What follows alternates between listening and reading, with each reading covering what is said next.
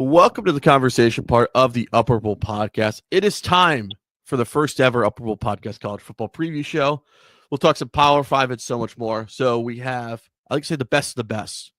We have from 105.3 The Fan. He's a video coordinator for shows like KNC Masterpiece, G-Bag Nation, Cowboys pre- and post-game show. Also, Bet Nation for a BetMGM network that airs on Sundays with the hosts of Zach Wolchuk and Eric Chiafalo. He's got a Substack called Musings on Music, where he'll give you his current thoughts on the music, reviews, and so much more, which I personally subscribe to, and so much more. I'd like to welcome to the program our first University of Oklahoma alumni, Carter Freemon. Carter, how are we doing today? Anyways, it's a beautiful week for college football, I got to tell you. We're doing great, Trevor. Thank you so much for having me on the pod. It's a beautiful thing that college football is back. And I know you tried to get Taylor Swift on the podcast, but she was booked by New Heights. So I'm glad I could be I could step in her place. I already been asked, Trevor, are you going to bring one of your ex-girlfriends on as a guest to the podcast? I said, absolutely not. We do not need the ratings to go down even further anyway. So that is keep things where they are. We like to elevate the ratings, at least. We like to elevate, like to go up. That's the goal. That is always the goal. It's like the old BCS computer standings or the BCS poll standings back in the day. Either you're really good or you're really bad. Doesn't matter what happens anyways. So, did you know they still keep track of those? Like those are still kept every week. That's a fun fact I think a lot of people don't know. Is you can still go look up the BCS rankings every single week. Not that they apply to the CFP or anything like that, but they do still exist for nerds like me. I kind of miss us arguing about the BCS standings so much. I think it was such a fun sports radio topic, especially during the bowl season. It's like, This game should have happened. This game should have happened. I've always said Oklahoma, Miami would have been a perfect national title game. Or if Oklahoma didn't have to play Florida, I think they would have smoked if they would have smoked whoever that was. I think there were so many good observations of there were so many good matchups. We messed up this because of BCS thing. And so I miss those argument days, even though it's nice to have a playoff. I kind of miss those argument days of the BCS computer standings, at least. The playoff is fun. And the first year of the 12-team playoff was very fun, especially, really once you got to the semifinal and quarterfinal games, not so much the on-campus games. It was cool to have the games on campus, but those were all blowouts. But that's what made me fall in love with college football, was arguing with my friends over who was better. That's how the sport was built. I mean, up until the BCS, you had split national championships. You had a year where Colorado and Georgia Tech split the Natty because the coaches poll and the AP poll voted differently at the end of the year. And even with the 4-team playoff in a Power 5 conference era, it was perfect because you always had a debate on who was in that last spot. You kind of get that now with, last year, it was between Alabama and SMU. And you could also throw Miami and you could throw Ole Miss in there too. But it was you're splitting hairs over super flawed teams at that point, 11-2 versus 9-3. These teams have multiple losses. They all have warts. It's not quite the same as Oklahoma going undefeated in the Big 12, and then you have to match them up against Florida State going undefeated in the ACC. The resumes are so much different, so much worse that once you get into the nitty-gritty and the really good teams are playing in January and towards the end of the month, it's fun. But I'm with you, man. I miss the beast.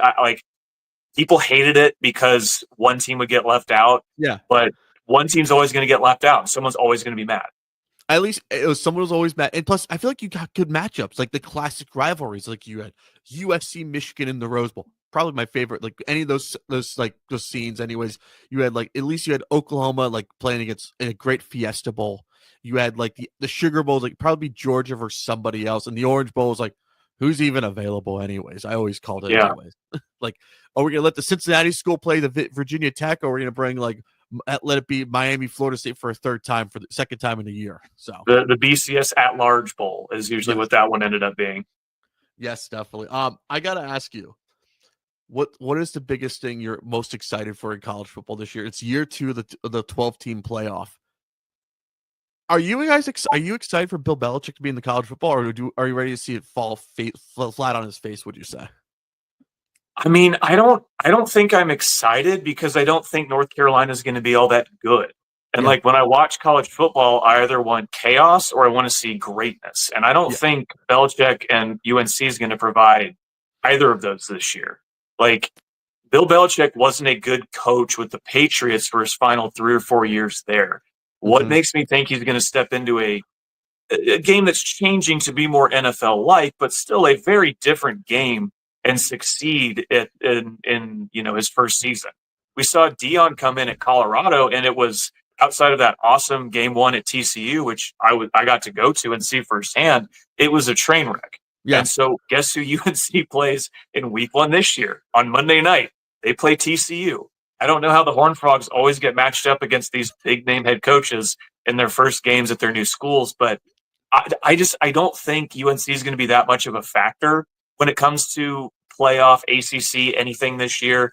Obviously, the Belichick name is interesting. The Yeah. whole stuff with his girlfriend, very interesting Oh, on the yeah. eyes, especially. But I don't think they're going to be as fun to watch as a lot of people think they're going to be. So they might win a game or two early, and well, they'll be on game day or something by week 3 or 4, and then we'll just kind of forget about them as they start to lose a ton of games. Definitely. That's how I see it as well. I think I feel it's gonna have the Dion hype, then it's gonna crash, and we're gonna love the chaos when it crashes. I will say that. It'll be like probably a Gene Wojnarowski story, no matter what, first segment or second segment of College Game, or maybe Big Noon, anyways. So that's what I go by. All right. You are an SEC guy, also a Big 12 guy, since you're an OU alumni.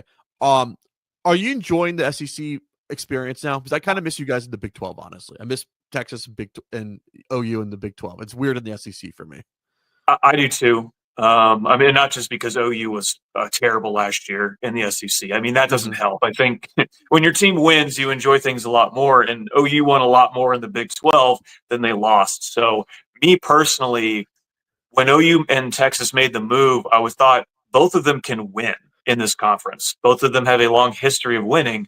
In my mind, there's no reason to think that they can't continue that. But obviously, OU's had struggles with Brent Venables to get both sides of the ball coordinated at the same time. And OU definitely, as far as scheduling wise, got the short end of the stick. They got, I believe, of the 8 teams they play in the SEC this season, 7 of the 8 won 9 or more games last year. So they get the upper half of the SEC versus Texas in their first 2 years.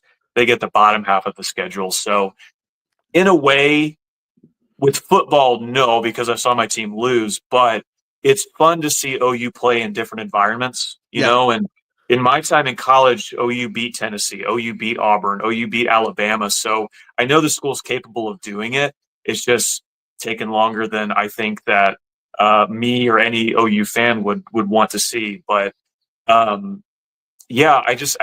kind of do wish they would have stayed in the Big 12, and that's more of the old school. I like smaller conferences. I like when the power is more spread out, when it's not so centralized between the 2 power conferences that it is. But fact of the matter is, OU chose this path, and this is how they wanted to go forward. So they got to figure things out quick. And I would think with John Mateer, Jade Knott, Ben Arbuckle, new OC, they're going to figure things out pretty quick, so long as John Mateer plays this season and then he didn't gamble on college football a couple years ago. Are we really good? I knew gambling's the hot topic for every now player. It's like we have the Cleveland Baseball Club closer. He is in trouble for gambling. He's been taken off everything. Former Texas Ranger, Emmanuel Clase. We got one inning out of Corey Kluber for him. It was totally worth it. Now we have John Mateer having Venmo requests like college football games.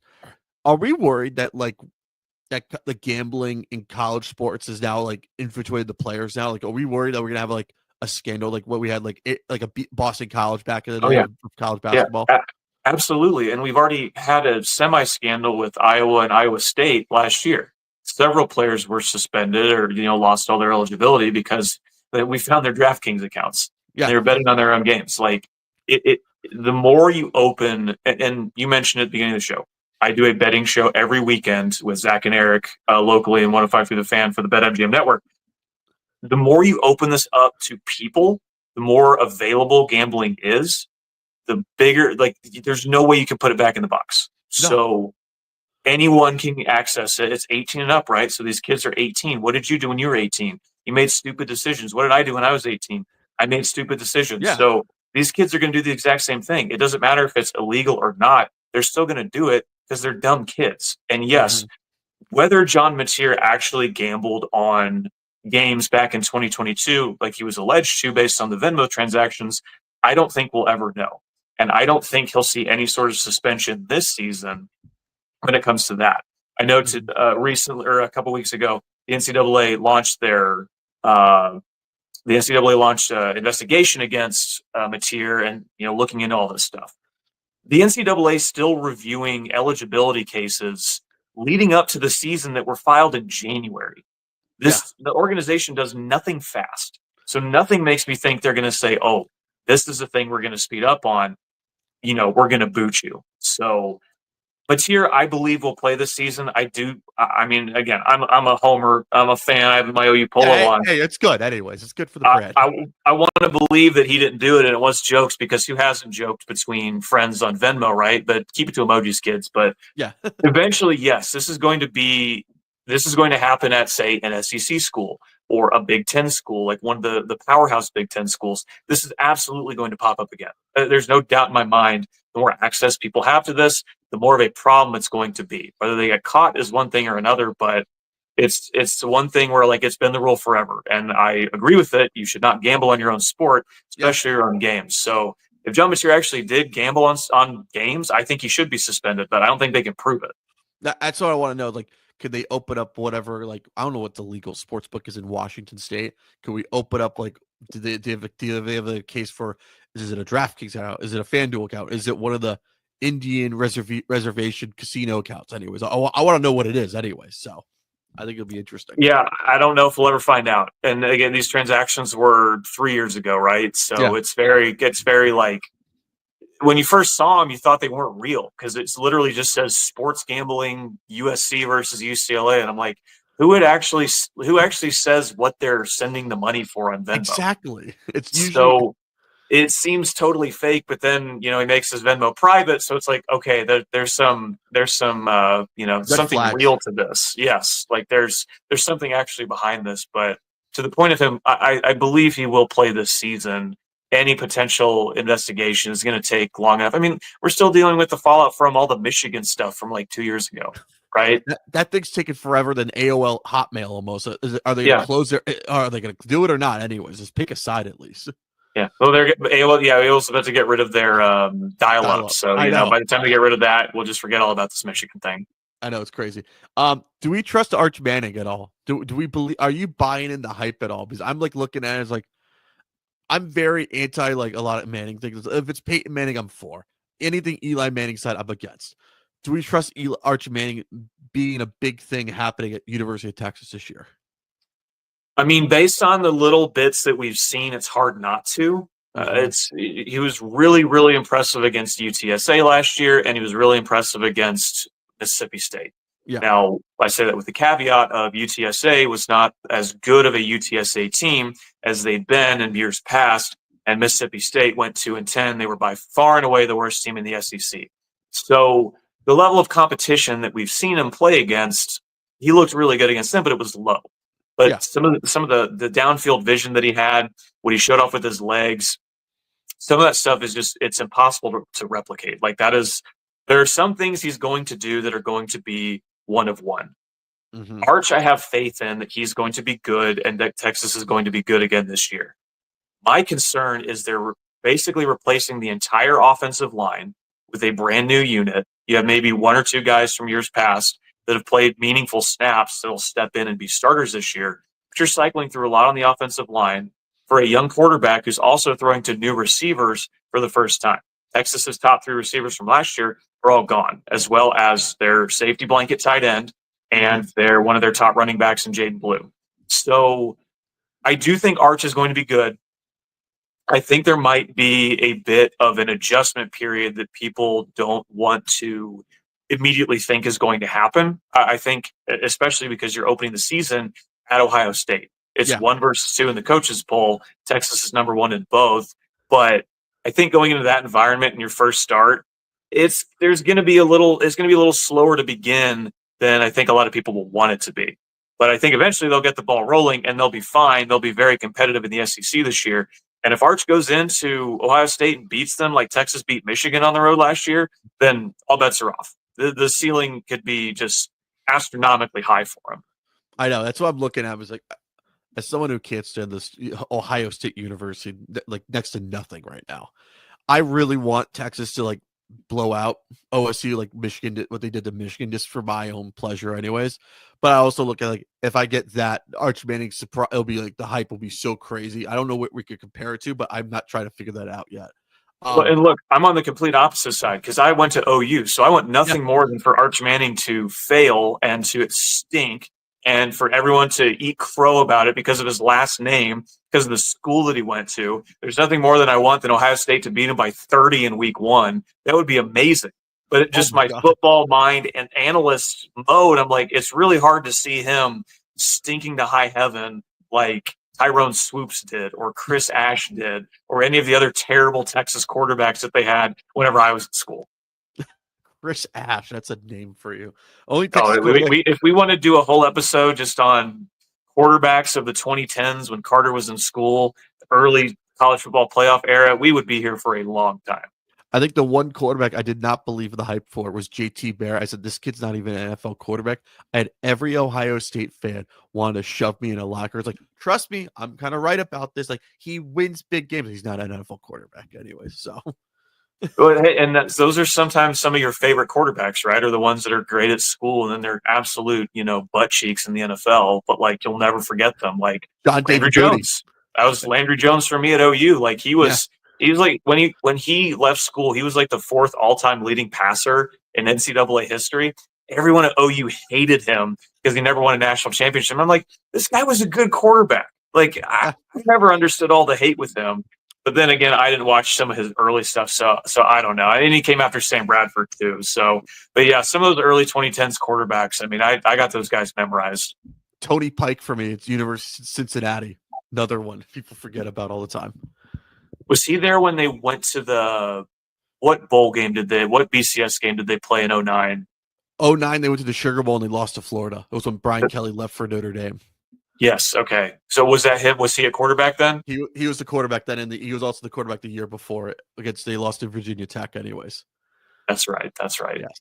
So I thought Tony Pike was so cool. Like, took the magazine cut out and was like, just throw it on the wall. This looks cool anyways. He could be an NFL quarterback. That saw him as NFL quarterback for the Panthers. Like, oh no. Anyways, so yeah, the jump is crazy. The guys look so good on one level and then just look lost at the next. Definitely. All right. Have you been enjoying the SEC Any Given Saturday on Netflix at all? How offended are you going to be that I haven't watched a second of it?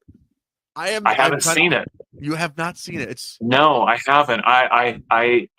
So I was kind of out on the Netflix college football stuff after the Johnny Manziel series episode.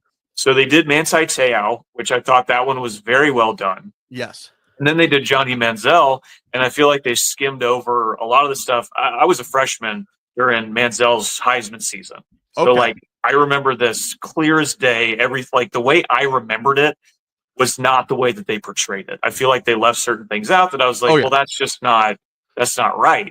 And then the Florida 4-part documentary that they did, where again, they're leaving very important details pretty much everybody knows out.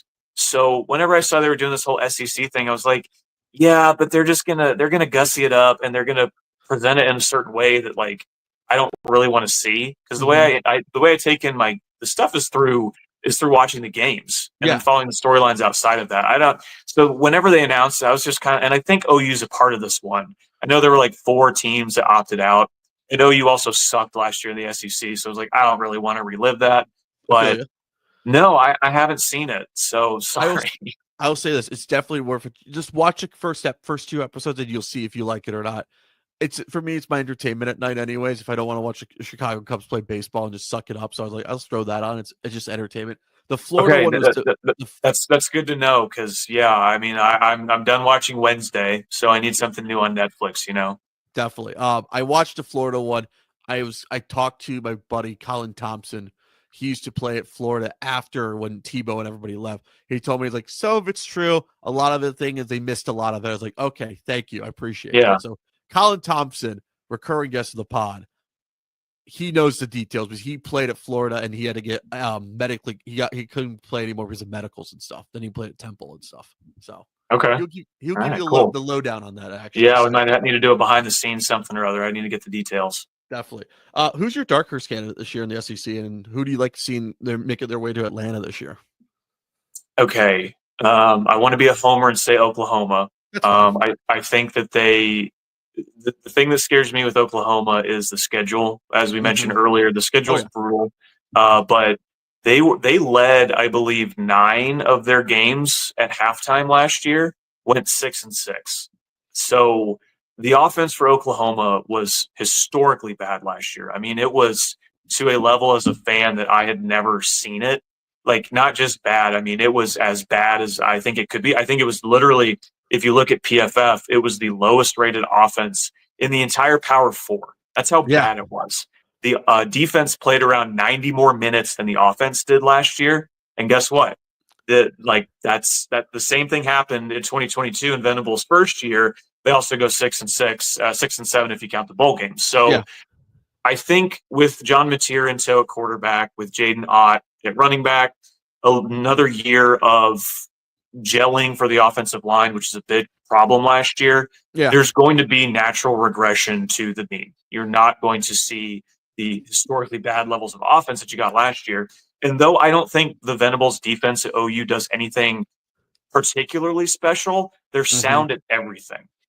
So you combine the two of those, and I think there's going to be a natural OU is going to maybe not be the 11-1, 10-2 team that we're used to seeing that they were in the Big 12, but I do think they'll be much more competitive with teams like Ole Miss, Missouri, even LSU, teams that they all lost to last year. I think Tennessee especially, they're going to be a lot more competitive in those environments this year. But if I'm not being a homer, I really want to say Florida because I love DJ Lagway. Okay. So when I think of the real contenders in the SEC, it's Texas, it's Alabama, and it's LSU. And I feel like I'm forgetting somebody else up there. But, like, those are the 3 that immediately – oh, Georgia, obviously. Yeah, so I don't know. I love how we're writing off Georgia already. I love this already of us. And they're going to be a very freshman-heavy team. So I think that's why a lot of people want to write them off. But Kirby Smart succeeded with a lot of really talented freshmen in the past. I just have questions about their quarterback.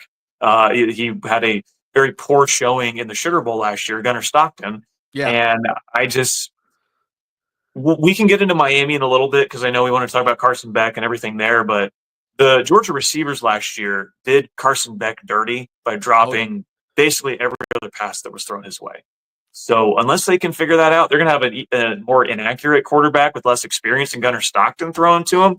That's where I'm going to start to have some questions. So maybe that's why I did think of them there. But I want to say Florida because last year I got to go to Florida when they hosted Miami in week 1 of the 2024 season. It was awesome. I just went for fun, and Miami kicked the shit out of Florida. And I was like, this is it. Like, Billy Napier, I didn't think they would win enough. Like, I thought they were going to go 1-11 or 2-10 after what they showed me there.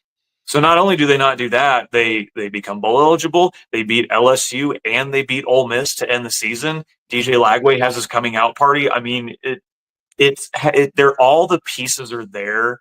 Roster wise, it looks like for Florida to get back to contention.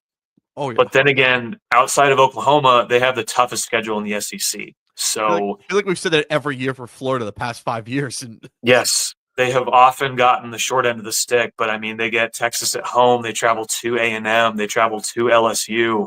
They'll go to Ole Miss this year. They play Georgia every year at the lifeless husk that is the Jaguar Stadium. Like I've been to that game, by the way. I've been to that game actually. Okay, and how is it? I will say this.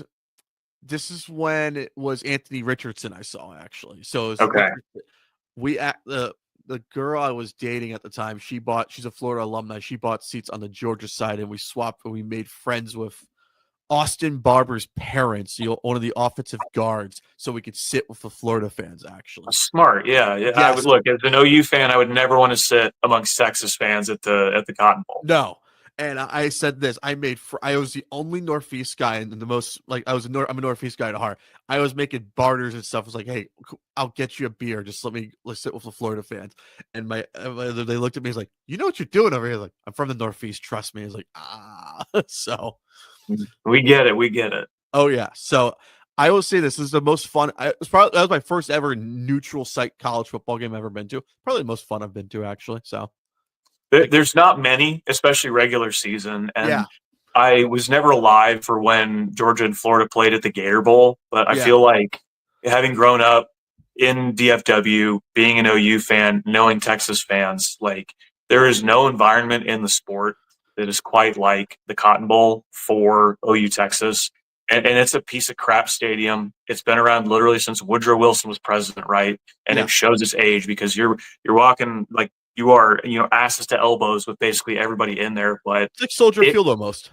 It being split in half, 50-50 OU fans and Texas fans and 110,000 people in there. It is such a special environment that I feel like having that game in an NFL stadium would just ruin it. And I feel like it's that way for Georgia, Florida, where like it should be at a neutral site stadium, but they just don't have one anymore. No, there's talks of bringing it to Orlando possibly, since that stadium's getting renovated in a couple of years. Camping World.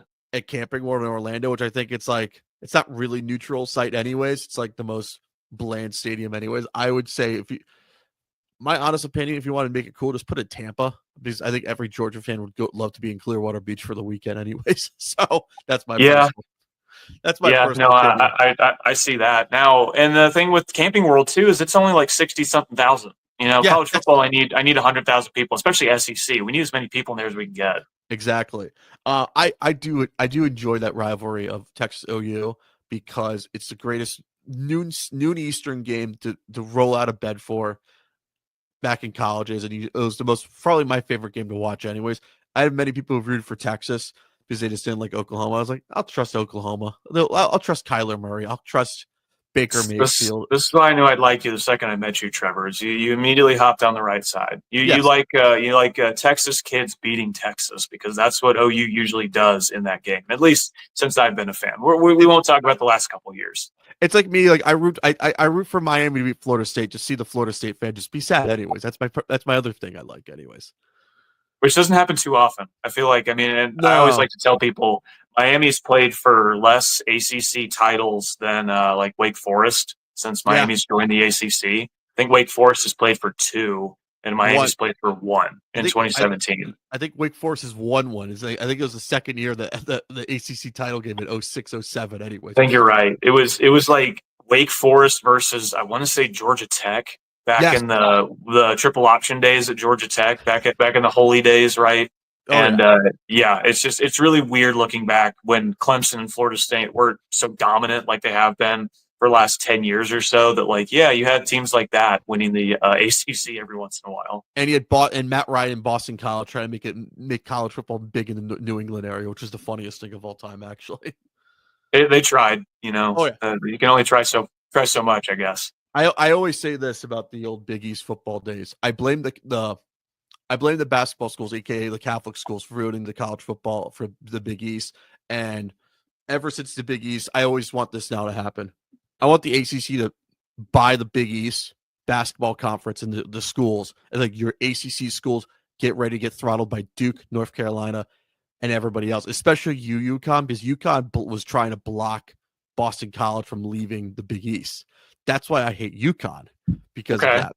So that's why some history here. Oh yeah, so I hate UConn with a passion, and I will tell this to every UConn alumni. You could have gone to the ACC, but you just ruined Boston College's chances to get out earlier. So that's well, for UConn and football, it's clearly more fun to be independent and play like the weirdest, weakest FCS basically schedule in the country. Because once it's either this year or next year that UMass is joining the MAC again, and so we're only going to have 2 real independents, which is Notre Dame and UConn. But hey, OU beat UConn in the Fiesta Bowl in 2010, the last season before a ton of the modern realignment really happened. So, we got that one for you. Yes, and here's the better part. UConn lost money that going to that bowl game. By the way, it was the funnier part. I don't know if you ever knew that. Yeah, I think I remember reading something about that because they won the conference at 8-4. It's not like UConn's ever been anything to write home about in football. So it cost them more to go get their asses kicked in Phoenix than it was really worth. Yeah. So I always tell this if I ever see Dan Orlovsky, he's like, you've ruined UConn football since you're the talking head of everything now, especially in Westport, Connecticut. And people look like you should not say this. Like, I don't care anyways. That's why. So we got the podcast. We don't need to work at ESPN. Exactly right about that. So this is my SEC title game I would like to see. I don't trust Tennessee, but I would like to see Tennessee make the SEC title game. It's not going to happen. If I can get Texas, Georgia again, or Texas, Alabama, that'll be fun. Am I right about that? For sure. I mean, everything we talked about with Texas, we expect Arch to be good, and just on in terms of them, they're bringing back two of the nastiest defensive players in the country, and Anthony Hill Jr., the linebacker, and Colin Simmons, the edge rusher. So, and beyond them, you have Michael Taft, the safety, you have Malik Muhammad, the cornerback. So, like, Texas is still bringing back a lot of really good defensive players. Like, if they win that week 1 game in Columbus, it's going to be on the back of that defense for sure. Oh yeah. If they're going to lock up those wideouts that Ohio State has, that's going to be the reason why they're going to win week 1 in Columbus. And I'll tell you what, they're not going to lock up Jeremiah Smith, number 1 on Bruce Feldman's freaks list for a reason. I mean, did you watch him last year? So they held him to like 1 reception for like 10 yards in the Cotton Bowl last year. Jeremiah Smith remembers that, and they're going to target him. They're going to target him often. And if I had to guess, Jeremiah Smith, no matter how good Texas' secondary may be, he's going to torch them. That's just what I'm expecting. But beyond that, yes, Texas is still going to be a force, one would think, though I don't think they're going to go 11-1 like they did last year. It might be more like 10-2, 9-3. I like 10-2 the most. So Ty Simpson is going to start at quarterback for Alabama. That's been confirmed. I do think Alabama is going to be good. I think the hope is that you're not going to have quite the hot and cold that Jalen Milroe provided at quarterback last year, because they would go from beating LSU by 30 on the road to losing by 3 touchdowns to a bad Oklahoma team last year. So you're hoping Ty Simpson, or maybe eventually Keelan Russell, who's a local product to DFW, that he will take the reins and they will still be good this year. I'm high on Alabama. My pick for the SEC title game, LSU versus someone. I'm buying all the LSU stock I can. I love Garrett Nussmeier. I love Nick Anderson, the former OU receiver. They have the transfer to LSU this offseason. I think the defense is going to take the step up we thought it was going to take last year. Mm-hmm. And so I'm definitely buying in on LSU. I think it's in week 3 or 4 we get Florida at LSU. So that's going to be a really early test to see. I like Florida as a potential dark horse, but I also like LSU to just be, an absolute dominant team in the SEC this year. And then even before that, for LSU, they play Clemson in week 1. So we get very early signs that, if LSU is for real, which they still haven't won a season opener under Brian Kelly since he's been there. Let's not forget this. Let's not forget that. Let's not forget this. That I'm picking them to beat Clemson and win the SEC and go to the playoff and everything. But I'm buying a lot of LSU stock. And if I'm just being honest, I would go with Texas as probably the team they're going to play. So give me LSU versus Texas. They don't play each other in the regular season. So I think that makes it easier. Yeah. But I like that game. That's a good clear the whole schedule off. I'm not working that day. I'm going to watch college football all day for a Saturday. That's a good 2:30 on ESPN now, since the SEC is on ESPN, which is just wrong that the SEC is not on CBS, and that the Big 12, like just all the change in networks and stuff, and like you have to get Peacock to watch all these crappy Big 10 games. Like, give me Northwestern versus Purdue for free. I should not have to pay for Peacock to watch a game like that. Okay. Exactly. Also, that LSU Florida game is week 3. Week 4 is Miami Florida, which is the rivalry that Steve Spurrier hates the most. He took him off the schedule for anyway. So a little fun fact. And look, I got a taste of that last year when I got to go to that game, and it despite the fact it was never close, you can definitely sense that. I mean, I was around 90,000 very sad Gator fans as they were as Cam Ward was just dicing them up. throughout that entire game.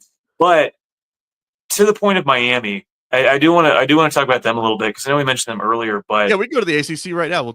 What's your thoughts on Miami? They're a top 10 team in both the coaches poll and the AP poll. Mm-hmm. Why? Why are they ranked that high? Did you watch Carson Beck play football last year? I know the receivers didn't help him out, but he was bad outside of that. Remember how they beat Texas twice in spite of him? How he tried to have them lose both of those games and somehow they managed to win? And then remember the first half at Alabama when he crapped his pants, crapped all down his legs? Somehow managed to wipe it off, play one good half of football, and almost have Georgia win that game. But I've seen enough from Carson Beck to think that he's not a major difference maker, especially not in the mold that Cam Ward was last year. Oh, yeah. When Cam Ward went to Miami last year, I was like, buy the hype. I get it. I've seen it at Washington State. Like, buy in on every Cam Ward thing you can get. Plus, Damian Martinez, I'm here for it. Oh, yeah. And Cam Ward did basically everything he could with a defense that's made of Swiss cheese. And that defense is going to be most likely worse this year. I mean, you're in Miami, so you might have a little more intel that than me. Ruben Bain Jr. is awesome, but he's one player. And that one player, as good as he was last year, still got Miami in all these close games. And then eventually the losses to Georgia Tech and Syracuse at the end of last year. So, Xavier Restrepo's gone. The 17-year tight end is gone. Damian Martinez is gone. The offensive line's still great. I love the tackles at Miami. But everything else around it, I'm just thinking that there's one team in both polls that always ends the season unranked that starts in the top 10. I'm like, circle Miami. This is very clearly they're going to be the team that finishes unranked. I could see this. I did not like the Carson Beck move at all. I wanted John Mateer. I just think he was especially not for $4 million. No, that's way too much money. And plus, I said this from the get-go. I don't trust the elbow after going for whatever Tommy John or elbow surgery or UCL. I don't trust it. And I have feeling of when Florida State got DJ Ugule from Oregon State, and I was like, I don't know why I bought in on that. Why would you buy into that? I picked him to go to the playoff last year. That didn't work. No, and I have this weird feeling it's going to backfire in Miami, how they're going to try to microwave a roster and stuff. And the problem is they brought in another defensive coordinator who they brought from the Big Ten. I don't like having a Big Ten West coordinator, even though he was at Minnesota of Coach Heatherman. I'm just like, okay, this is the ACC where it's pass. I don't think that a Big Ten West defense can stop the pass. It can stop the run no matter what. The pass, I'm really worried about the most, especially with that secondary. Yeah, and I mean, just looking at Miami's schedule, you get Notre Dame in week 1. They don't leave the state of Florida until week 5 when they go to SMU, I believe. Yeah, you're right, because they get 4 straight home games, and then they go to Florida State. So, they play Louisville as their 6th game of the season, and then, they do. That is kind of – it's always funny how that works, how certain teams get the schedule built for them that way to where it's like a couple of years ago when Texas made the playoff, and it was they would get the title game in their home state because it was in Houston. And to that, I was like, okay, UT fans, you need to beat Washington first, who is a very good team. And to toot my own horn, I was like, look, before the season, I was like, Washington's going to win the Pac-12. They're going to be very, very good. Michael Penix and that 3-headed monster at receiver is going to torch teams. And guess what? That's exactly what happened. And then Michael Penix played literally a perfect game at quarterback for them to beat Texas in that game. But looking at the teams they play, Florida State was awful last year. I don't think they'll be as bad. Louisville's always going to be a dark horse. And the Miami we're talking about here. Those are the fun games. The Miami-Louisville game, especially last year, that was a shootout. That was a fun game at 12 noon anyways to watch. Yes. Now that you mentioned that, I do remember that because my old roommate is a Louisville. He's from Louisville. So I remember he was very mad about certain plays in that game. But then they go to SMU. They'll play locally here in Dallas at SMU, who I believe SMU is going back to the ACC title game this year. I think they're going to take on Clemson again. Yes. I think we're going to get that 2 years in a row. They play at Syracuse, or they get Syracuse at home, which I love Fran Brown. That game could be a toss-up. I perennially buy in on North Carolina State. I don't know why, but I do, because Dave Doran just knows how to win 7 or 8 or 9 games every year. So, there's just a lot I feel like could go wrong for Miami this year. And I think that but even by week 5, they could be 2-3. They could lose to Notre Dame, they could lose to Florida, and they could lose to Florida State if they're not careful.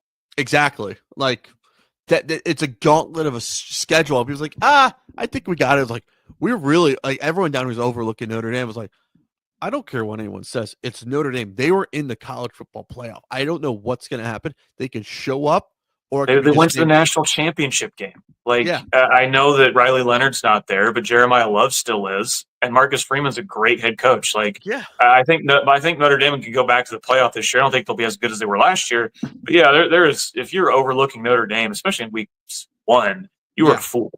I know. I am like I could see Notre Dame like punking Miami this week, the week 1, which on national television, people national TV, yeah. And I produced the games. I'm looking at it, I was like, this is a big time game. This could go really, really good or really, really bad. So I have a lot of questions about Miami. I think that schedule, like they have 2 cupcakes of Bethune-Cookman, and they have USF at week 2 and 3. Yeah, it's like those are winnable games. Those are I call those games like wake me up when they play Florida, which is I think that's gonna be a really rowdy game. That game hasn't been down here since 2013 anyway. Since Al Gore. So it's a decade built up of Miami fans wanting to I don't know, beat the shit out of some Florida fans. Yeah. I've never been to Hard Rock, but I can imagine what goes on in the parking lots. You've seen stories of Dolphin fans shooting at Bills fans. Anyways, that's actually a real story, by the way. So I totally believe it.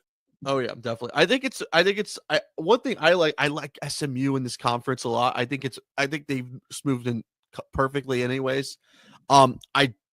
This is my other thing that with the 2 old Pac-12 teams of Stanford and Cal, they can make some noise. I just don't. I think those teams that are from the West Coast coming to the East all the time is ridiculous anyways.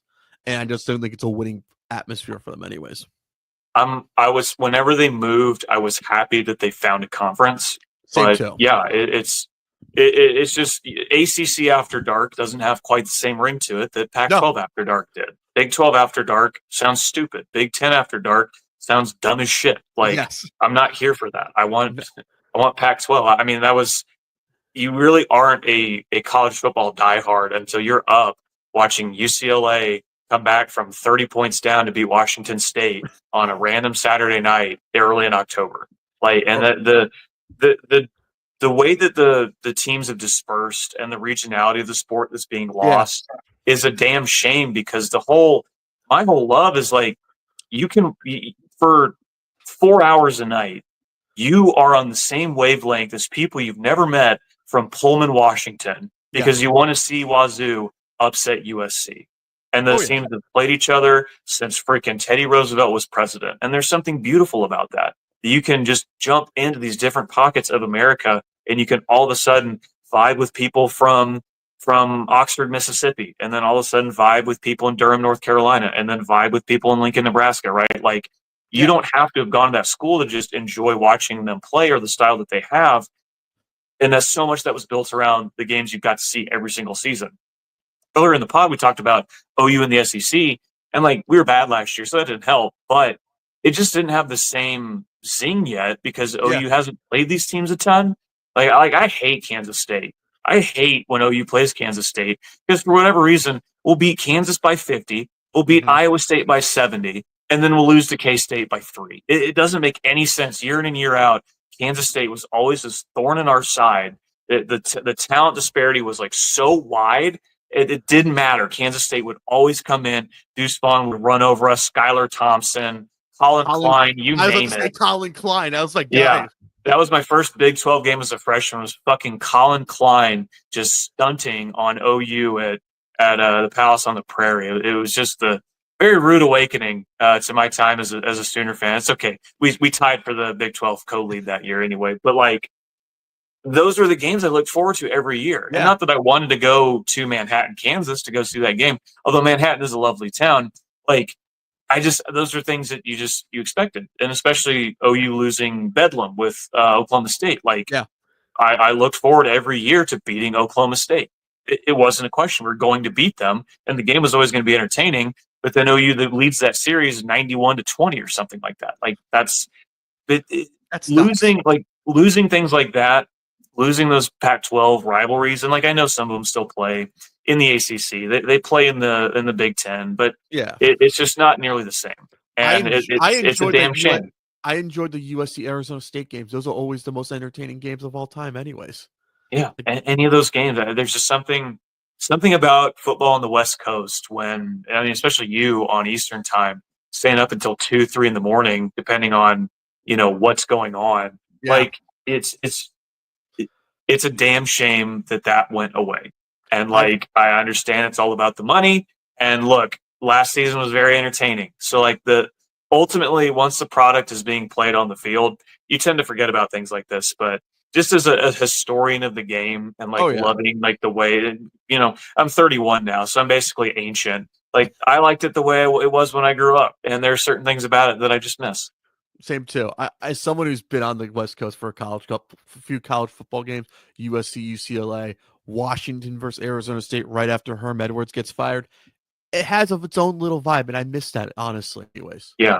Look, Pac-12 was a special thing, and I think everybody, even the schools in it, agreed to it. They just had a dipshit commissioner who couldn't get them enough money. The only funny part, which I enjoyed about it, if you could watch it on your local Fox Sports Net, regional sports network when it was still around, it was awesome watching it on like 9:00 at night in New York, watching ASU Oregon State, watching Rudy Carpenter shit the bed. Anyways. Yeah, it's just a beautiful time, and I can still go back and watch, Mike Leach at Wazoo highlights. I'll go back and watch Michael Penix at Washington highlights. I mean, any of the USC teams, or even some of the the good Stanford teams like Christian McCaffrey and stuff. Like those, it may be gone in the way that we know it now, but it will forever live on in my heart and on YouTube and highlights I can go back and watch. All right, ACC title game. I think you said SMU Clemson. I'm going to say SMU Miami just for entertainment purposes only down here. Anyways, say like Trevor's going to be a homer for once. I think it'll be the most entertaining ACC title game between those two teams for round 2. Anyways, I mean, we almost got it last year. It would have been a really, really fun game had we gotten it last year. Oh but my God, yeah. Are you not buying in on Clemson? Let me ask you that. I think I am buying Clemson, but I feel something's going to happen anyways, but Clemson's going to fuck up usually week 1 or week 2 anyways. That's my personal opinion. So, I mean, they get LSU in week 1, but then the rest of their, SEC schedule, they dodge Miami. They do get SMU at home in the middle of the season. They will play at North Carolina. So I guess, to our earlier conversation, if you buy in on Bill Belichick, that could be a roadblock for Clemson, but I love Cade Klubnik. I never thought I'd say that after watching him lose at Duke in week 1, and I believe it was 2023. I thought this kid's a scrub, and Dabo's totally lost it, and I could not be more wrong. But when you look at the returning starters in the ACC, it's like the best defensive tackle, Clemson, one of the best quarterbacks, Clemson, best wide receiver, running back, whatever it is. Clemson's at the top of like all of these rankings. It is really hard for me to envision them not being really good again. And I mean, even last year, I think they were they what, 9-3, I think is what their final record was. Yeah. But they win the ACC on that crazy walk-off field goal. Like that was a bit of a toying season. Yeah. For Dabo and Klubnik, and especially when Clemson lost to Texas in the CFP, but you got to see a lot of Cade Klubnik against a very, very good defense. And people will forget this, but he dotted up that Texas secondary. A lot of those Texas cornerbacks and safeties, linebackers, whatever you may have it, they're gone now. So I'm like, and not that Clemson's playing Texas the regular season, but like what he did against basically one of the top defenses of the last 5 years on the road, I think Clemson's going to be really, really good this year. I think not as good as the Trevor Lawrence, Deshaun Watson era Clemson that was winning natties, but I think they're going to be really, really good. They're going to be like the Taj Boyd era of Clemson football, at least, but better. It's not, better than Cole Stout, but not as good as Trevor Lawrence. I think we can all agree on that. Oh, yeah, definitely. I like to see Florida. Then I think Florida State beat Clemson last year. I like to see that upset again. That's always fun to see, anyways. Florida State? Yeah, Florida State plays Clemson week 11 at least. Okay, because they didn't beat them last year. Florida State went 2-10. Oh, yeah, Florida State beat Farthead State, some FCS school, and Cal. That was it. I think it was the year before that. So I like to say I'm going to circle that at least. Unfortunately, I cannot forget how bad Florida State was last year. So if I have to remember it, you have to go through it with me. I forget it sometimes, anyways. I have someone in my family that's my cousin's husband is a Florida State alumni. I like to remind him, like, remember how bad your team was? It's like you're like, shut up, Trevor. You lost to Iowa State. It's like, hey, we lost to a good quarterback named Rocco Beck, who I actually like, by the way. That's actually one Iowa State quarterback I could trust, actually, by the way. And that's funny because I would love to talk Big 12 since we're not entirely Big 12 country here in Dallas like we might have once been. But like, I don't like Rocco Beck. I think a lot of what made Rocco Beck was Jalen Knoll and Jalen Higgins. I believe those were the two receivers last year. Yeah. They're both gone. They're both on the Texans now. The Texans, both of them were like, we're going to draft both of them. But Iowa State, I believe, is like 22 in the AP poll. They're 100% finishing unranked. Matt Campbell has done miracles at Iowa State. Rightfully, the praise he gets, rightfully so. Iowa State has, they haven't won a conference title since like 1916 or something like that. Yeah. And they've played for 2 in the past 5 years, which is like the fact that could ever be said, especially in a Big 12 where Texas and Oklahoma were still a part of it, at least for the first one that they played for, which OU beat them, by the way, Boomer Sooner. But like, I understand why people will want to look at Iowa State and say, I think they'll be competitive again this year. But the Big 12 is an awesome conference of veteran quarterbacks. There are so many quarterbacks in that conference that are like, that have 2, maybe even 3 years of starting experience underneath their belt. It's J.J. Hoover at TCU, Sawyer Robertson at Baylor. It's, oh my gosh, I'm blanking on my Kansas guy. My Kansas guy, Jalen Daniels, has been there for like 17 years, it feels like. Rocco Beck has multiple years starting at Iowa State. You have obviously Sam Leavitt coming back at Arizona State. There are a ton of veteran quarterbacks in the Big 12 that I totally understand you jumping on the bandwagon of. When it comes to all of them, the only one I think I might be lower on than Rocco Beck is Baron Morton at Texas Tech. Because we can talk about Texas Tech. Oh, talent says a lot. They have got a lot of talent, and they got a lot of returning talent too. They have 13, maybe 12 returning starters from last year from a team that went 8-4, 9-4, something like that. But Baron Morton, I don't think is the difference maker at quarterback. No, I just don't think he is. I think that Texas Tech quarterback reminds me of previous Texas Tech quarterbacks. They could throw a big game like Graham Harrell, but they will go horribly small when the game is so bright. Anyways, that's what I consider it as. Yeah, and we saw them do that last year whenever they played Colorado. I mean, you can go back and look at several games last year where they just didn't have it week in and week out. Like people are talking about them like they want them to be. And Texas Tech, to their credit, they're only ranked like 23rd in the AP poll, but they're just. I want to see it. And my friend Ari Temkin, he does Big 12 radio on Sirius XM or on TuneIn, excuse me. I was texting him not that long ago, and I said, "Should I really buy in on Texas Tech?" And he said, "Talent doesn't lie. Like you can trust the talent that they have." And I will, to the point where I think Texas Tech will be 9-3, maybe 10-2 if the ball rolls right for them in the regular season. But I think several other teams in the Big 12 are going to be that same way. It was that way last year where there was a 4-way tie at the top, and it ended up being Arizona State, and Iowa State won the tiebreakers to play for the Big 12 title game. And then, to my point about like Rocco Beck, I went to that game to cover it for the fan, and Arizona State just crapped all over Iowa State that entire game. And if you're taking away some of their best playmakers, and you think they're going to be as good or better, that's where I'm kind of like, I'm not going to buy into them like I would Baylor. Yeah. Or maybe Arizona State. I can see why people buy into Arizona State again. I love their head coach. I really do. I love that head coach. Kenny Dillingham's awesome. He's like the perfect guy for that school. But, I mean, they have to replace Cam Scadaboo. Yeah. And so Arizona State has the most returning starters in the country. I believe they have 17 returning starters. They have 7 on offense. They have 10 of their 11 starters on defense coming back this upcoming season. But they have the most important guy they got to replace. One of the guys that's not there accounted for 1,700 rushing yards last year. In addition, however many receiving yards he had too. Like, you don't just replace Cam Scadaboo. No. You just don't do that. So I think Arizona State, again, they'll be good. Kind of like they'll be in the mix. You know, that NFL graphic that we get, that in the mix thing that we get in the hunt. Yes, in the hunt. there will be 17 Big 12 teams in the hunt. But when I'm looking at the Big 12 and its title game, I think there's a team that a lot of people are sleeping on, and that's Baylor. And I've been talking a lot about Baylor and look, I went to OU. It sucks to be you. Yeah. I'm not a Baylor fan whatsoever.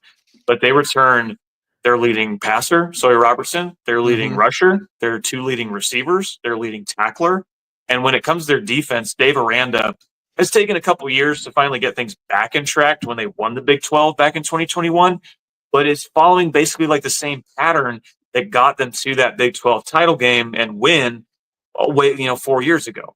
So I'm looking at Baylor. They're unranked in the AP poll. I don't get it. I think they're going to be really, really good this year. And we'll find out early with Baylor because week 1, they host Auburn on Friday night. Ooh, that's a big game. Sell Auburn, sell all your Auburn stock. I could go into all the reasons why I think they're going to suck this year. I don't trust. I haven't trusted Auburn since they ran Cam Newton's head coach out of town. Anyways, don't ever trust Hugh Freeze at anything. Basically, I have a weird feeling the Arizona State head coach, Auburn's going to fire their head coach, and they're going to try to get the ASU head coach there. I have a weird feeling, or Lane Kiffin, one of those two. A lot of guys are going to want to try and get. I think Kenny Dillingham is like, he went to Arizona State. He bleeds whatever color the Sun Devils are, burgundy and gold. I don't know what the exact color is, but you are actually right, by the way. You are very right. There we go. See, a ball knower. But I don't think Dillingham will leave yet. No. Not for Auburn. No. If Alabama comes calling, I think that's a little different, but not for Auburn. Or Florida State if Mike Norvell gets fired. That I could maybe see. Because Florida State will spend some money. They'll spend stupid money on certain things and then regret it Willie Taggart years later. Yeah, they need a new basketball head coach. The guy retired already as well. So yeah, Leonard Hamilton. Yes, I remember seeing that. Shout out to Leonard. So Baylor plays Auburn at home in week 1. They play at SMU in week 2, and then they host Arizona State in week 4. If that's not the perfect early season gauntlet to prove me right that Baylor is going to be really good, I don't know what is, because I think Auburn's favored right now. Baylor's going to beat them outright. I'm buying both Baylor and SMU stock. I think that game's a total flip because it's at SMU. But if Baylor's for real, they could absolutely go into Dallas and beat them. And then in week 4, they don't have to worry about Cam Scattaboo. And I think by that point, if they beat Auburn, they beat SMU, they already know they're good. So they could roll them, go up to 4-0. And then all of a sudden you're looking at, oh my gosh, this is like the contender in the Big 12.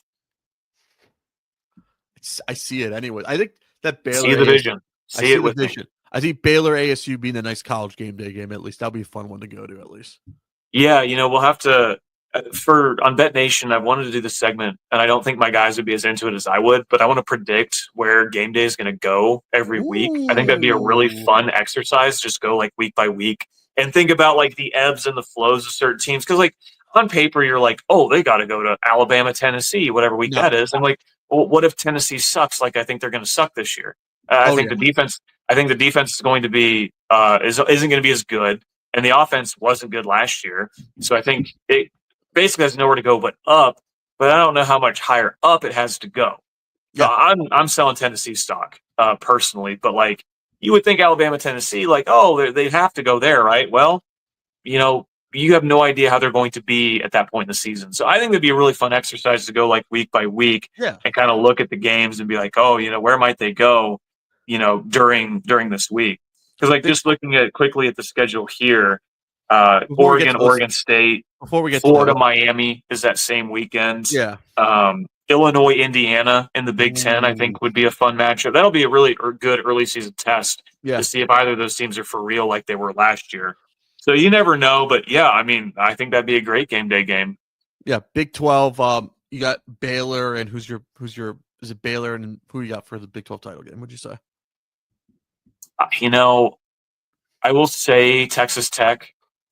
I will buy into everything but the quarterback. I know I'm not a Baron Morton fan, but I do think the rest of the team is quite talented. And Baylor and Tech don't play each other in the regular season, I believe. So I think they can save the Butt Bowl, as it's colloquially known. We can save that for AT&T Stadium, where it actually used to be played every year. I don't remember why they got rid of that neutral site game, but that's where they used to play it every year. So I'll go Baylor and Texas Tech. I really wanted BYU to be one of the Yeah. teams in the Big 12 title game. They were the most disrespected team in the country last year, but then losing their quarterback, I have no clue what direction they're going to go. They have a true freshman that could start. They have a couple, redshirt guys who have years of experience at other schools. I just don't know. And Baylor, one last thing on the Big 12 is I love Devin Dampier at Utah. I think he's an awesome quarterback. I don't know if it's going to be enough for them to really win and compete in the Big 12 this year. I will say this as I have many friends who are WVU fans and alumni. Give it 2 years, Rich Rod will have the program running for WVU. And Rich Rod retouch spot the damn ball, as we say. Okay, just not this year. They're going to be the worst team in the Big 12 this year. They're going to be bad this year, but it's usually the second or the third year, as I quote Kevin Kincaid, as he's a Rich Rod apologist, anyways. Okay. Look, and I remember those Rich Rod teams were really fun. And like my freshman year at OU, it was Geno Smith and Stedman Bailey and Tavon Austin, right? Yeah. Like I've seen West Virginia reach incredible heights that they just fumble around with Neil Brown for a couple of years and things don't work for them. That WVU LSU game, that my freshman year in college, I went to a small D3 school. I had a buddy say, "You want to go?" I was like, "Let's go." That was the craziest atmosphere I've ever seen for an SEC school, for an old Big East school to have anyway. So wild. Yeah, no, I'm sure that was phenomenal. Absolutely. All right, Big Ten. I really don't care about this conference anymore. I really don't. I don't know why. Maybe because I'm down in the South and I just like ACC and SEC and Big 12 football. Are you buying in the Penn State hype at all or no? I am. Okay. Penn State's one of those teams I always buy into their hype, and I'm usually burned by it. But last year I wasn't. So I will take another year of Drew Allar. I was a big fan of his his first year starting. Didn't work out quite like I thought it would. Mm-hmm. But I think another year with better receivers. I mean, last year Penn State had no receivers. They still went to the Final Four. And I know they're lacking Tyler Warren. I know they're lacking Abdul Carter, but Danny Denise Sutton that is a name to know when it comes to Penn State defenders. That dude is going to be a freaking monster this year. Mm-hmm. I'm buying in on Penn State. I think it helps that Ohio State is not going to be as good as they were last year. And I have a friend. Please, we need them to be bad. Just for except in week 1. We need them to beat Texas, and after that, I don't care what happens. But my friend Corey is from Ohio, Cleveland area, and he always says, it doesn't matter. Like, you can buy an all Penn State hype you want until they beat Ohio State. It just doesn't matter. But I mean, last year it didn't matter because they lost to them in the regular season, and they still ended up in the Big Ten title game. Still ended up going to the Final Four and had that game tied with about a minute left. So I know Drew Allar had a bad end to last year, but I'll buy in on another year of him. Penn State was the leading rushing team in the country last year with Katron Allen and Nick Singleton. They're both back. I think they're going to be a great rushing team again. It's just always James Franklin. I mean, he's awful against top 10, top 5 teams. He is so laughably bad against elite competition that if he was at like any other school, he'd probably be gone by now. And it is kind of amazing he's still at Penn State. But yet again, I'm going to fool myself into buying into them. I would have had them 1 in the AP poll. I would have had Texas 2 and Penn State number 1. I think Penn State's more talented, top to bottom. That's just me. But I'm buying it on Penn State. I'm buying it on Oregon again, too. I love Dan Lanning. I can't buy into Oregon, but I'm going to talk myself into buying into Oregon because I can't. USC burns me every year. That's why. Will Stein is the reason you should buy into Oregon, their offensive coordinator. I'm glad people know who he is now because Will Stein is one of the brightest minds that's not a head coach in college football on offense. Will Stein, he's such a creative offensive mind. He turned Bo Nix into a first-round pick. Yep. He turned Dylan Gabriel into a third-round pick, which was still an overdraft, but that's neither here nor there. That's Cleveland. That's Cleveland football for you, anyways. Exactly. It's wild to me that DG went ahead of Shedeur, and I thought Shedeur should have been a first-rounder, but that's all in the past. But Will Stein is the reason, I think, and Dan Lanning is a great recruiter. They're going to have a really good defense again this year. I don't know if they're going to go undefeated quite like they did last year, but I think Oregon's going to be very good again.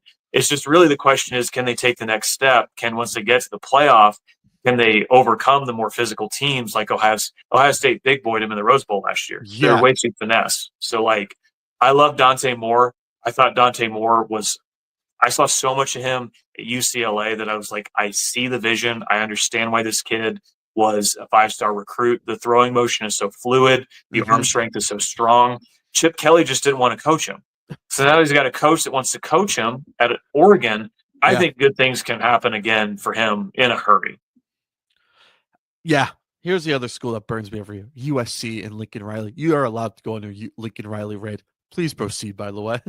I mean, I feel like Lincoln speaks for himself on the field. It's a lot of the things that people made fun of him for when he left OU to go to USC, that he was scared of the SEC, that he was scared of the competition, that it was too physical. Well, it's all true. Like we saw, he's going into his 4th season at USC, and his 3rd year there. They've gotten worse every year. He got bailed out a ton by Caleb Williams his freshman year. Once the roster started to get worse around Caleb, they looked terrible in a ton of those games. And then when Miller Moss and Jaden Maeva are your starting quarterbacks, like, you're in purgatory.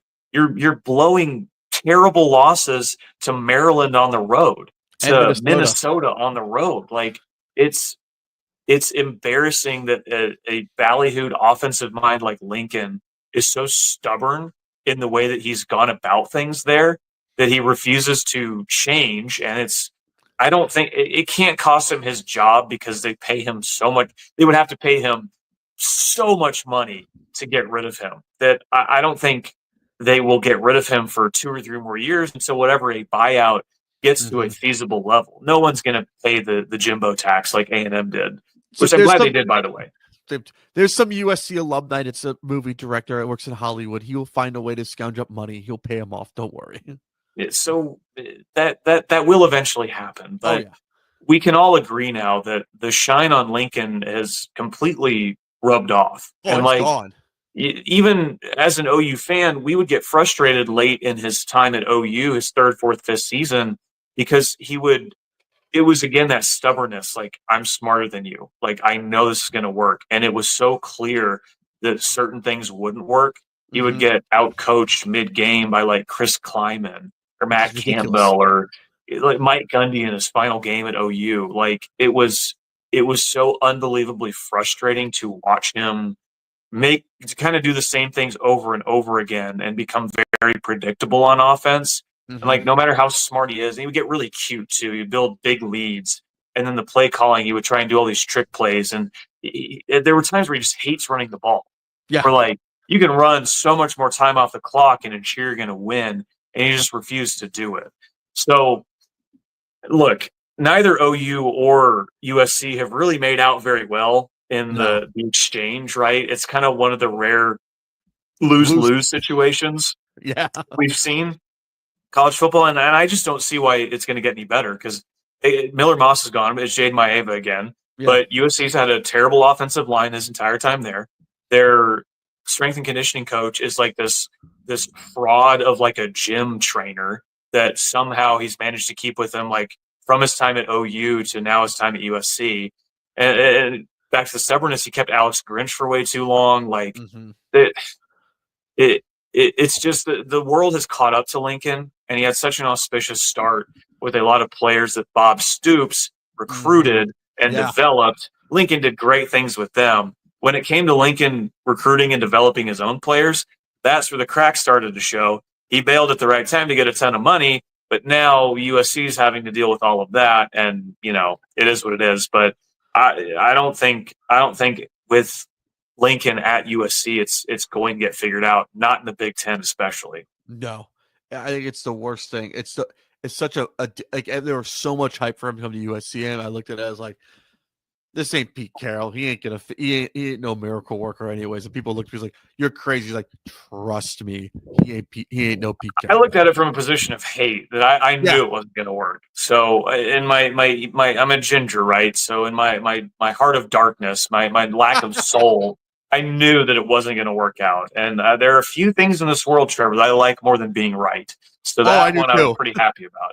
I also thought OU was going to be really good with Venables, and that hasn't happened yet. So you win some, you lose some. Yeah. Sometimes you got to trust the process. So what some people would say anyways, you got to trust the process. Sometimes the process works. Sometimes the process doesn't work. Maybe there's another head coach. Maybe Kenny Dillingham may end up in Oklahoma. This podcast is usually right sometimes with predictions, and we like to say that. So I like to say that. So we were right about the Hall of Fame last year. It was like Jared Allen will make it in and Eric Allen will make it in before Eli Manning. So we like to say we're right on here. So if that prediction happens, mazel tov to us anyways. I wouldn't hate it, but look, if OU moves on from Venables, you ask Nick Saban if he wants to come back. That's all I'm saying. The biggest take right now that is with Nick Saban is like, I know Stephen Ross needs another old man to be their head coach. Call up Nick Saban or Bill Belichick. What's the buyout anyway? I mean, Nick Saban already failed there once. You think he wants to go back to Miami? Absolutely not. I just want it for entertainment purposes. All the people hate him down here, so that's why. As a Cowboys fan, and I work at the home of the Cowboys, I would have loved if Bill Belichick was the Cowboys head coach. That would have been freaking amazing. And I love Brian Schottenheimer and the motivational speaker that he is, but like, gosh, the tabloid headlines with Belichick or even Dion would have been freaking amazing. Yes, definitely. Big Ten title game. You got Penn State or you got Ohio State? I'm going to go a repeat of last year. I'm going to go Penn State and Oregon. And I think Penn State is going to be the 1 seed this year. Oregon will be the 2. Not that it matters that it's a neutral site game, but I think Penn State will be the Big Ten regular season champion. And I think those are the only 3 teams that really have a chance to make that game. I can't trust Michigan yet. That's my other thing. I can't trust Michigan yet. I miss hardball there. One of my hot takes on the fan earlier last week, sometime recently, whoever wins Michigan and OU in week 2, that team's going to the playoff. That's one of my hot takes. So I think if Michigan can show me they can go into a crazy environment with most likely Bryce Underwood, a freshman, at quarterback and go in and win, I can start to buy into them a lot more. And same thing with Oklahoma. If they come in and beat what's going to be a good defensive team with this new look offense that can really show me something, I'll be a lot more confident with OU the further along they go into the SEC schedule. But Michigan is still a bit up in the air. Indiana, can they do the same things they did last year? The schedule's tougher. I think Indiana's still going to be good. There's just going to be more tests for them. Will they be able to ace all of them? I'm a little hesitant to say yes. Illinois, it's just wild to me that they're 12th.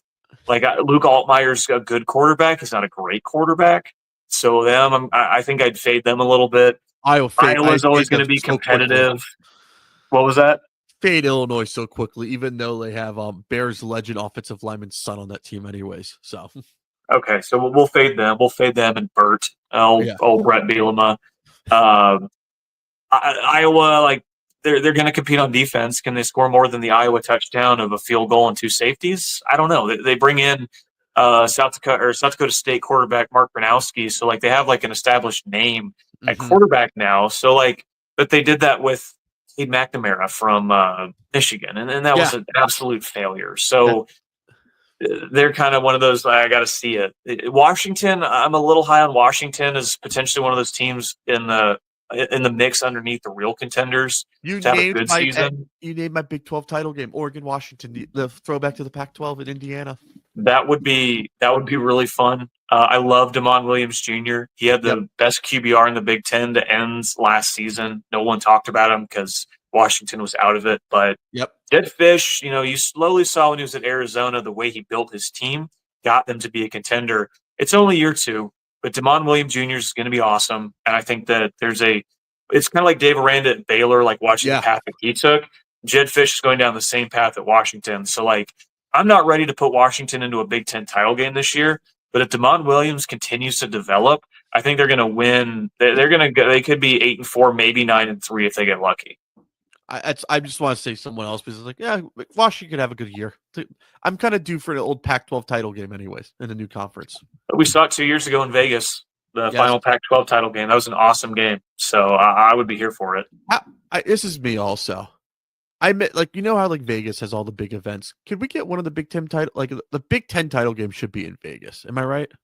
Would you agree? No, it absolutely should not be. I feel like it should. I feel like you need what if it's Wisconsin? What if we get a bizarro world Wisconsin versus Rutgers Big Ten title game? You telling me people are going to go to Vegas to see that? All the Rutgers fans? Yes, they would love to go to get out of the cold for a weekend anyways. I think about it. I bitched about the regionality. We're losing that in the sport earlier. I'm always going to be a fan of these games should be played near where their main base is. Yeah. So like it's like if the SEC played their title game in Dallas or in Arlington at AT&T Stadium, I'm like, that's just wrong. That just wouldn't make any sense. So like that's like That the should be Big in 12 has Louisiana more of at a least. claim to Vegas, I think, than the Big 10. The Arizona schools are at least somewhat close to Vegas, kind of. The Big 12 title game in Vegas, I kind of like that more, actually. It makes more sense anyways. They did their media days there last year, and then the Big 10 did their media days there this year. I know. So I think if you put the SEC title game, it's always in Atlanta. Just put it in New Orleans, will be perfect, I feel. they could. So I think it's because the Sugar Bowl's there that they usually do it in Atlanta, but Atlanta or Nashville. I think either of those will be, because Nashville's getting a new stadium sometime soon, and that's very central, I think, to everybody. So I think at some point we'll see that game in Nashville. I think so too. All right, yeah. we do a fun rapid fire for all of our first time guests. So it's a thing we always do. All right, number one. What's it's usually a fun Q&A. What's the one college football game you're looking forward to going to this year in person as a fan? We'll OU Michigan in week 2. I'm efforting to go to that. But then just as an OU fan, talking about like these new environments that we've never really gotten to go to, we play Alabama in November. I believe that's our third to last game. And so I wanted to go to an SEC road game last year, wasn't able to get away to one. So this year, I'm really hoping my friends and we can get some of us together and go see Bryant-Denny Stadium. I think that would be really, really cool. It's not like LSU or Tennessee or even South Carolina where OU plays there too, but like there is something mystic about the place where the team that's won so many natties over the last couple of years, like to see that, what I've seen on TV many, many times, actually get to see it in person would be pretty sweet. For me, I always want to do Miami, Florida, especially down here in Miami. Even if it's in a NFL stadium. So I've never been to a Canes game. I never get to go to a Canes game because I usually produce all these games. Yeah. I always try to find like what's the schedules. I was going to try to do the Cal game last year because I was looking at, I had a wedding out there the same weekend. I looked at it as like, how far is the wedding location to Cal? This, try and figure out logistics. It was like 2 hours. It was like, I don't want to drive 2 hours back and forth anyways. And not in California traffic. No. I went to a Stanford game a couple years ago, and getting down there from San Francisco to Palo Alto was a nightmare. Yeah, that was my thing. I was like, I don't want to do the nightmare anyways. And plus, my cousin's a Cal alumni. She may kill me for that anyways. I didn't want to do that anyways. So my one game I want to do is like Florida State, Miami. I think that one's a big one for me. I also want to do the Texas OU. I did Florida, Georgia. I like to do that one too. That looks like historic. It's kind of cool. It's Cotton Bowl. And to Dallas, I like Dallas as a weekend. I was a Northeast kid, even though I'm an Eagle fan. I enjoy coming down to Dallas. It's a nicer and cleaner town, anyways. There's a couch on the other side of my camera. You know, if you need a place to stay, it's right over there for you. Because look, everyone should go to OU Tech. And you've been saying it wrong. It's OU Texas is the way you're supposed to say it. I apologize. For Texas fans, I will always tell them that, look, if you beat us, you can say Texas OU, but it's really whoever wins that game should be said first. But yeah, it's OU Texas. Definitely. What's an underrated college environment that you want to see that's non OU, would you say? Okay, underrated. I've been just thinking locally, teams I've been to. I've been to Tech. That was pretty rowdy until OU beat them by about 28 points, 4 touchdowns. That was fun. This one's actually pretty easy now that I think about it. It's BYU. So OU played at BYU in 2023, and I had been my friend Ari, who I mentioned earlier, I'd been texting him. I'm like, when's the schedule coming out? I need to see if they're going to BYU because I've always wanted to go. Mountains in the distance, cougar tails. The fans are super friendly, but it gets super loud in there. That was as fun of an environment as I've been to outside of games at Norman or in Norman at Oklahoma. The BYU was second to none. I mean, it was just it's such a unique place that football is played, and we're lucky that game happened it was a 10 a.m. local kick, because if that game happens at night, you are not walking out of there with a victory. BYU are vampires, so like they win at night. Yeah, which is crazy. What's the biggest thing you like? What's the funniest storyline you loved during your college football time at OU, would you say? Oh my gosh. I mean, we had Joe Mixon get suspended a season for punching a girl in Picklemans. all the Baker Mayfield stuff, him, a lot of the more fun stuff with him, like when he went back to Tech and caught one of the tortillas that someone threw at him and took a bite out of it after someone had stuck that in their pants. I mean, that was after I was in school, but anything with Baker is hard to beat. Really, it was the 2013 OU team, the team that beat Alabama in the Sugar Bowl. It was the Island of Misfit Toys. It was like there were 5 NFL tier players on that entire roster, and somehow, some way, they managed to claw their way to 10 wins. I mean, the last game of that regular season, if Oklahoma State wins, they get they win the Big 12. They get this automatic bid to the whatever BCS game. I think it would have been the Sugar or the Orange for them, or maybe the Fiesta. Okay. I don't know. But OU beats them at the very last second with Blake Bell at quarterback. It was Blake Bell and Trevor Knight, who are both like, yeah, you talk about early 2010s quarterbacks. Yeah, two of my favorites. I remember Katy Perry talking about Trevor Knight. It's like, oh my Lord, look what we have here. Yeah. That was the next year. That's when all the Trevor Knight magic faded away very quickly. I think we lost to TCU that same day and started the downward spiral of that 2014 season. But I mean, really, it was that whole 2013 year, because like we got the shit kicked out of us by Baylor and we lost to Texas. But like every other, just watching that team somehow find ways to beat claw away from West Virginia at home. Yep. Barely scrape by against TCU, and then go to the Sugar Bowl and beat Alabama by double digits. I mean, that Eric Stryker strip sack on AJ McCarron in that Sugar Bowl is like, and the Geno Grissom fumble recovery for a touchdown. That is like all-time moment in my mind. Is that the best? Did you go to that bowl game or no? Or was that? No, I didn't. That one I watched in the comfort of my parents' house. Know that feeling at least. What's one bowl game you want to go to actually? I mean, just like any bowl game. Yeah, because like for me, I would love to go to the Rose Bowl for like 5. Yeah, the Rose Bowl is like obviously everybody wants to go to the Rose Bowl, but I'll tell you the one that I want to go to, and that I'm going to try and go to this year. You see what's on my hat there? Yes, there we go. You see the Pop-Tarts Bowl hat? Oh yeah. I have family in Orlando, and that game I believe it's the Saturday after Christmas. Yes, and it's I'm thinking, I'm like, hey, I might come down to Orlando just so I can see the Pop-Tarts in real life, see which one gets eaten. I mean, it's in this day and age where like all the major bowl games now part of the playoff. Yeah, I've always thought there should be a level of bowl games that like takes the place of like the Sugar and the Rose, like a reward bowl game, right?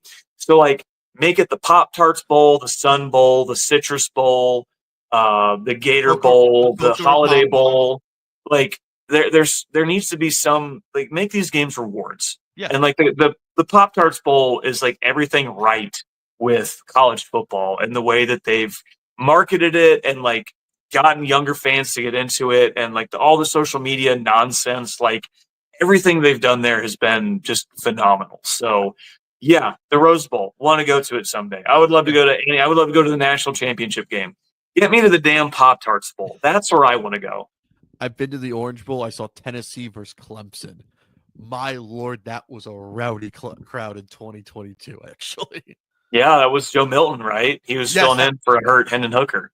Yes, that was the first time I saw Tennessee in person. Like that was actually the second time I dealt with SEC fans and ACC fans. So it was like the one college football game, and I was like, I kind of want to go to $100 to get in for lower levels. Like I can't say no. That's pretty good. That's hard to turn down, especially lower level on the Tennessee side of the field. So yeah, I would have gone too. All right. Carter, where can everyone follow you? Where can everyone follow your Substack and pay for the Substack? I got to ask, by the way. So I'm most active on Twitter and Instagram. On Twitter, I'm at CFree1053.